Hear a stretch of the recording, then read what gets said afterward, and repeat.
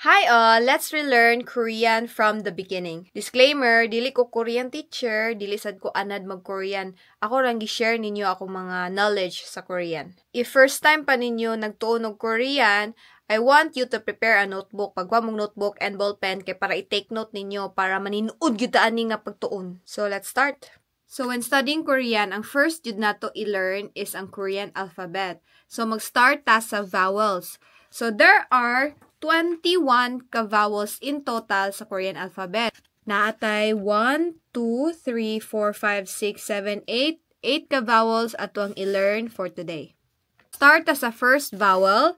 This is A. A. Ang sound niya is A. A. If sa English alphabet pa, A or A. Muna siyang A sa Korea. Take note guys, if magsuwat gani mo og Korean alphabet or Korean letter, mag-start gyud mo from top to bottom, left to right. Again, top to bottom, left to right. So practice tayo. Suwat sa inyong notebook, if na mo notebook, A. A. A. A. Ano nyo i-mind niya guys kay suwat-suwat na magunisang manghod. Anyway, kay man ko nga mga bright mo, next na ta nga letter. So this letter is O. O. If gusto mo ka nang i-spell in English, ang sound niya is O. If maglibog mo sa sound niya, kani nga letter, hunaw-naan na lang ang word nga so, bitaw, like S-A-O. Kanang pag-pronounce ni mo sa A, sa so, mo na siya ang O sa so. Yes ninyo? O. Soft ra siya ha. O. Relax. O. Ang pagsuwat, again, from left to right, top to bottom. Yan na siya. Again. O. O. O. O. This is the letter O. Next. This letter is pronounced as O. So, kani is O, kani is O. So, hunaw-na lang ninyo nga letter O na siya in English. Ang pagsuwat, top to bottom, left to right, O.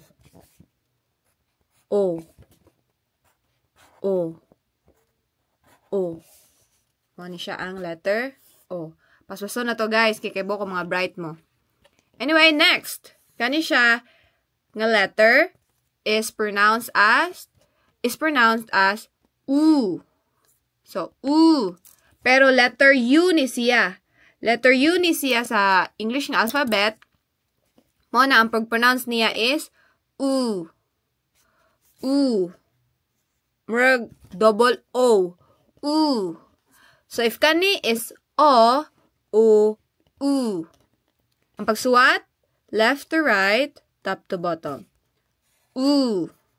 Ano to nga? U. U. U. Muna ang letter U. Next, kani medyo lisod-lisod ni siya guys. Kani nga letter, nga line, nga diagonal. Ang pag-pronounce ana is U. U. Ang iyahang romanized nga letter is EU.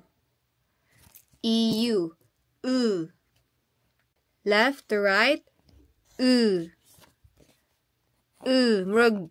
Murag giluod. U. U. U. Murag siya giluod guys. U. Next letter, I. Badlis na siya. Dali na siya ma-remember kay sa English ani is letter I man eh. Anang sound niya is E. E. E. E. E. So, sayo na dyan siya nga letter, guys. Next letter, kani siya is E. E. E. Ang romanization niya is E. Ang pagsuot niya is from top to bottom, ana, then left to right, then top to bottom again. E. E. E. E. Kani guys, actually, kani bitaw nga letter E ug E. E ug E. Pariha na dyan siya sound guys, especially if magistorya na yun bitaw makigstorya na kag Korean, maglisod kag differentiate og bato yung gingon or maski ako maglisod ko o pronounce ano nilang duha. So, ang imuha rag yung i-memorize ang spelling sa word. Di na ni mo naon og ba or e. So, this one is medyo gahi siya. Kani is medyo ya bitaw siya e. Kani is e.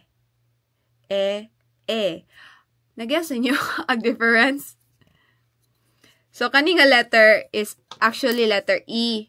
Letter E ni siya sa English nga alphabet, sa English nga letter. Ang pagsuwat, E. E. E.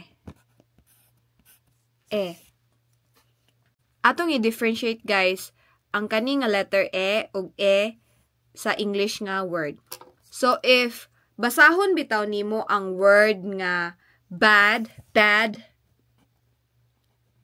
as in like B-A-D nga bad. Ang A ana, bad, di ba murag pinasla nga bad, mo na siya nga bad. So, mo na siya nga sound sa E. Nya, kani nga E, ang imuhang hunanaw ni mo na is ang letter, ang word nga bad. So, bad. Nag-guess niyo ang difference? Ang sound sa A, sa word nga bad, mo ni siya. E. Nya, ang sound sa letter E, sa bad, mo ni siya. E. Maski ako maglibog yapon ko, guys.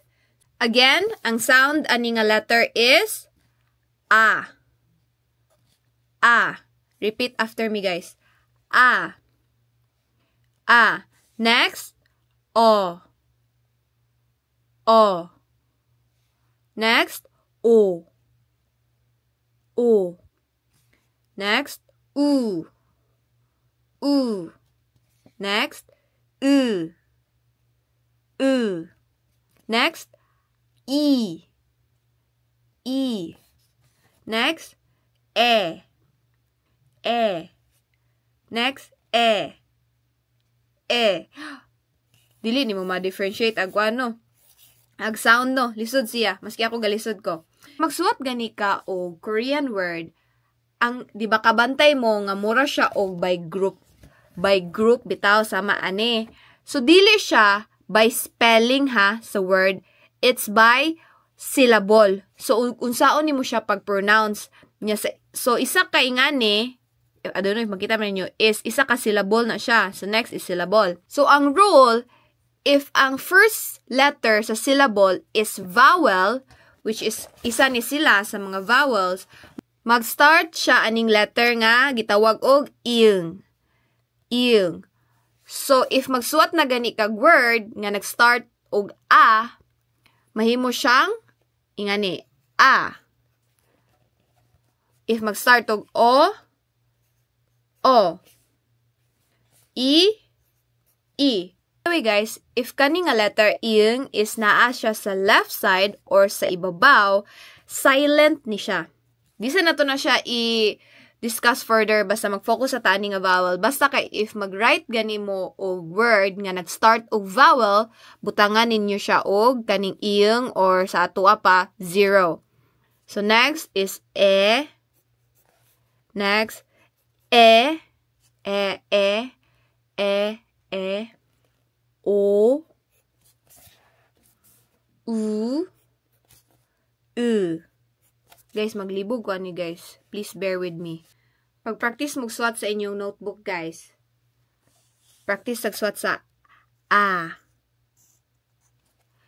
Usahay, naay a ngayong ani, napoy usahay nga magsuat og a nga medyo pahaba bitaw siya. So, it doesn't matter ha. Basta kay kana silang duha, same ra na sila.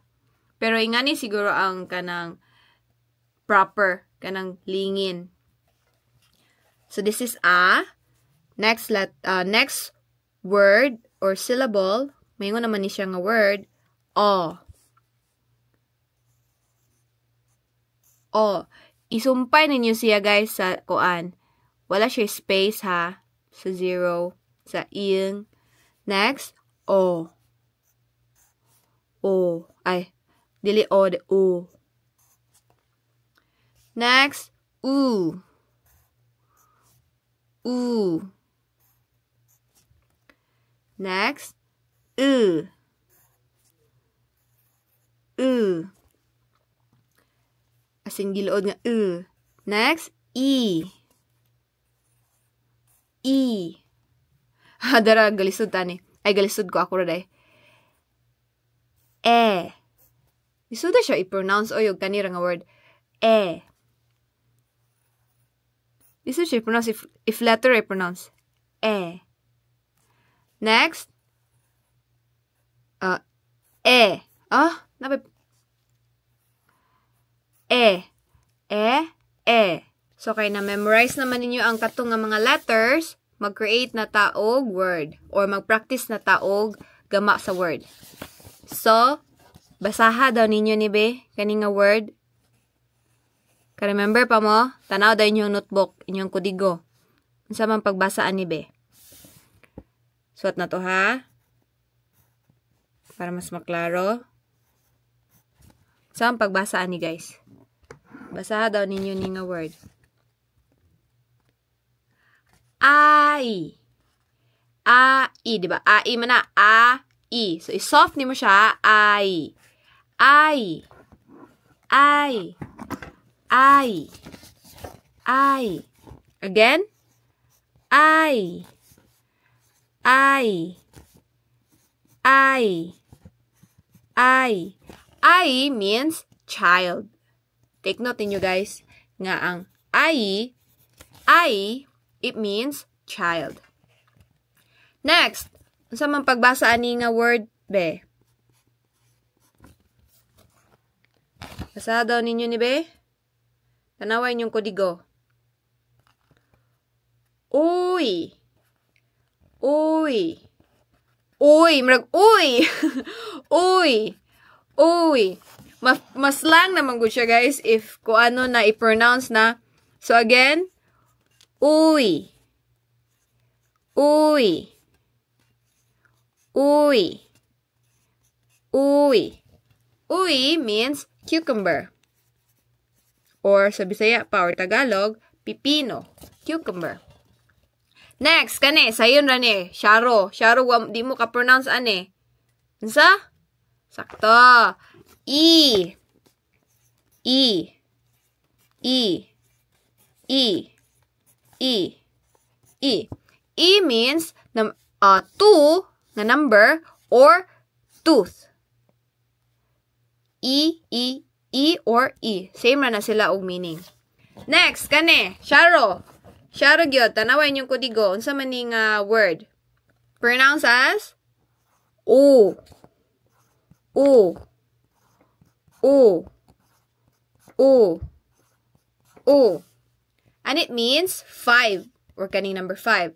By the way guys, before tamudungan kagets or naka-remember lagi mo. Bago pa ba yata nag-discuss ha? Ka-remember lagi mo. Nganong naay ingani nga letter. Nganong naay 0 diri sa ibabaw. Nganong naay 0 sa kilid. Unya, ang pag-pronounce niya kay letter kagets lagi mo. Sa mga nakalimot dayon, basta gani, mag-start ni siya sa isa ka syllable. So, ang first syllable, ang isa ka syllable is mo ni siya. First syllable, second syllable. Every syllable, if nag-start gani na siya vowel, butangan na nimo siya og 0 or ing. So, magunaw na mo, unsa may timaylanan nga ibutang na ko siya sa kilid or sa ibabaw, kaning ing or 0. If ang vowel gani is nasa side, if like vertical siya, like nasa sa side, makita man jud nimo, sa side siya. If nasa sa ubos, sa ibabaw siya. Gets ra? Mag-gets ra? Memorize na lang ninyo arong di na mo maglibog. Okay, next word is, unsa ang pagbasa ni be? Unsa ang pagbasa sa next word? Basa ha. Tanaway yung kudigo. Maklaro ra? Okay. This word is pronounced as ue. Ue. Ue. Ue. Ue. Ue. Ue. Ue. Ue. So, ue means brotherly love or kanang friendship. Ue. Ue. Feel na ko, dili ko kay mo tudlo. Di man ko teacher ba? Nag-share na jud ko og kanang akong knowledge. Anyway, for sure, na-guess na ninyo kay mga brightman mo nang mag-quiz ta. So, ang atong short quiz is, i-pronounce na ko either nilang duha per number, then, i-guess ninyo og unsay sakto nga word or letter. So, mag-ihap ko 5 seconds every number after na ko ma-pronounce ang word. Then, ako ang itudlo ninyo asa ani nga number para maka-check mo kung say sakto. So, number 1. A. A. Is it number 1 or 2? 5, 4, 3, 2, 1. Correct answer is number 1. A. Next number 2. U. U. 5, 4, 3, 2, 1. So, may saktong answer. U is number 2. Okay, next number 3.